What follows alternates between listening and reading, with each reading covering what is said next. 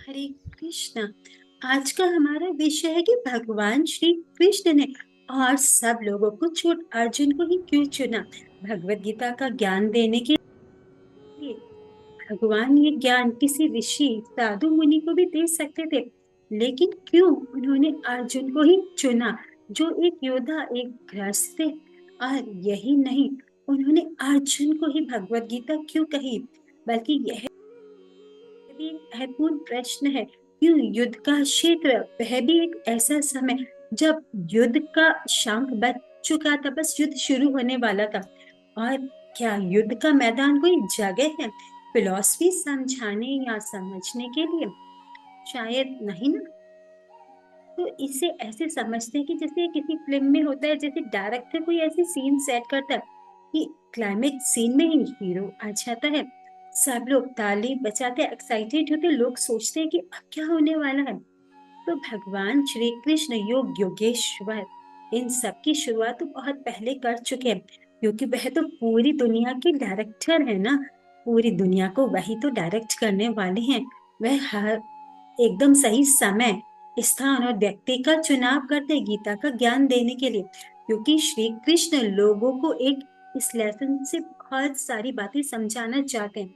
जरा सोचिए, 64 करोड़ लोग युद्ध के मैदान में खड़े हैं, शंख बज चुके हैं, सब कुछ हो चुका है। पर जैसे डायरेक्टर ने बोला एक्शन, तभी नायक यानी अर्जुन कहते नहीं, मुझे तो युद्ध नहीं करना है। 13 सालों के युद्ध की तैयारी के बाद अपने सगे संबंधी को देखा हताश निराश, अर्जुन ने भगवान श्री कृष्ण से ये शब्द कहे, और तब श्री कृष्ण ने अर्जुन को दिया गीता का ज्ञान। अर्जुन जिनकी पत्नी थी, बच्चे थे, सामाजिक जिम्मेदारियां थी, और उस समय वे अपने 5 भाइयों के साथ पूरी पृथ्वी के राजा थे, शासक थे। तो क्या उनसे ज्यादा कोई व्यक्ति जिम्मेदार हो सकता है?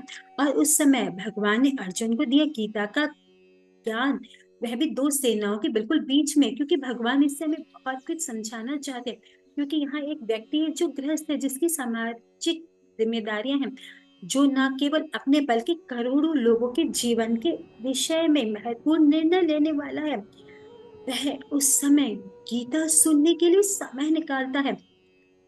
तो सोचिए, जरा सोचिए कितना महत्वपूर्ण है, कितना जरूरी है ये गीता का ज्ञान। और क्या उनसे भी कोई ज्यादा व्यस्त हो सकता है? इसीलिए यदि आप अपने जीवन को अर्थपूर्ण बनाना चाहते हैं, सफल करना चाहते हैं, संतोष से जीना चाहते हैं, और बात के लिए कोई पछतावा नहीं कि हमने अपना जीवन तो बेकार गवा लिया, तो इन दो पहलुओं को गौर से सुने। पहली बात कि गीता का ज्ञान केवल सन्यासी त्यागियों के लिए ही नहीं, जो कि रिटायर्ड है या हिमालय पर है, नहीं। क्योंकि अर्जुन जो कि एक गृहस्थ थे, जिनके अनेक कर्तव्य जिम्मेदारियां थी, उस समय उनके पुत्र पौत्र थे, तो यह कोई नहीं कह सकता कि गीता अभी नहीं। क्योंकि अधिकतर लोग ये सोचते हैं कि गीता यानी रिटायरमेंट के बाद, तब सोचेंगे ना, तब। क्योंकि बहुत सारे लोगों को देखिए, ये बहुत बड़ी गलतफहमी होती है कि अध्यात्म ये तो रिटायरमेंट का प्लान है, अभी तो खाओ पियो ऐश करो, घूमो फिरो, जब बूढ़े हो जाएंगे तब सोचेंगे बुढ़ापे में गीता पढ़ लेंगे, जब आंखों से दिखेगा नहीं, कानों से सुनाई नहीं देगा, तो तब गीता। नहीं, तो ऐसा नहीं है, नहीं, बिल्कुल ऐसा नहीं है। तो क्या तब हम सोच पाएंगे कैसे जिए एक सफल जीवन? और कृष्ण इसी को सिद्ध करना चाहते हैं कि ये कोई रिटायरमेंट प्रोग्राम नहीं है।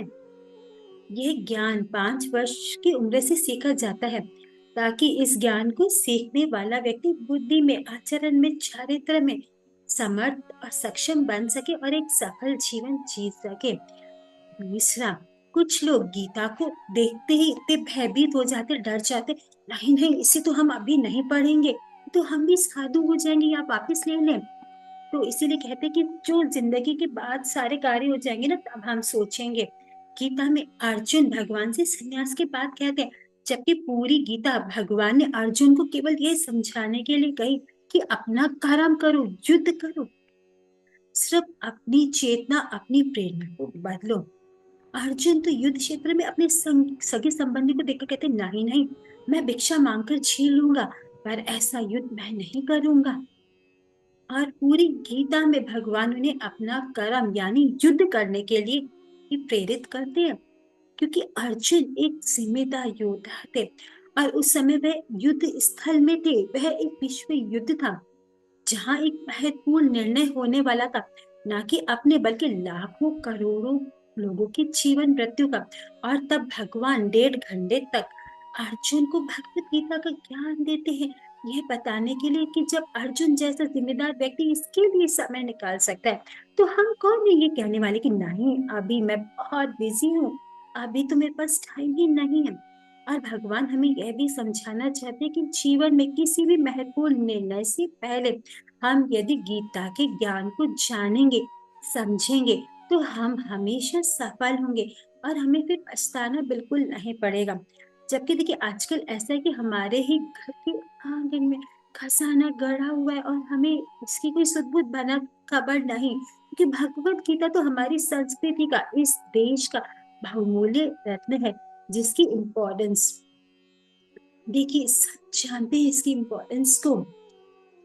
इसका ज्ञान हर किसी के लिए, आम आदमी, बच्चों के लिए, स्त्रियों के लिए, बूढ़ों के लिए, राजाओं के लिए, शासकों के लिए, कि कैसे इस दुनिया पर अच्छी किया जाए, कैसे जनता की, प्रजा की, आम जनता प्रजा सबकी कैसे रक्षा की जाए और कैसे अपने जीवन को सफल किया जाए।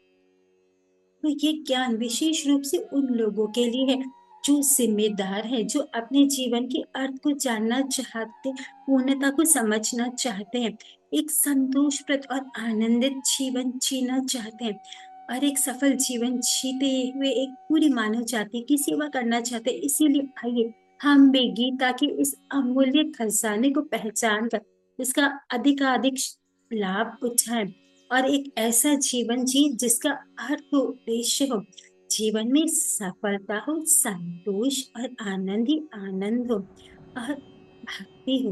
तो गीता को अपनाएं, यह हीरा है सदा के लिए। ऐसा ना सोचे कि यह तो रिटायरमेंट के बाद, हम किसी के रिटायरमेंट में जाते हैं तो गीता देखते हैं, नहीं। आप किसी के भी बर्थडे पर जाए, चाहे वह बच्चा 5 साल का हो, तो उसे उपहार में गीता दीजिए, क्योंकि यह उपहार है, ये एक हीरा है सदा के लिए। तो सबको गीता का ही उपहार दीजिए, जिससे मिले, जिसे गीता का ज्ञान दे, गीता के बारे में बोले और गीता उपहार में दे। इससे बहुमूल्य उपहार आप किसी को कुछ भी नहीं दे सकते। हरे कृष्ण।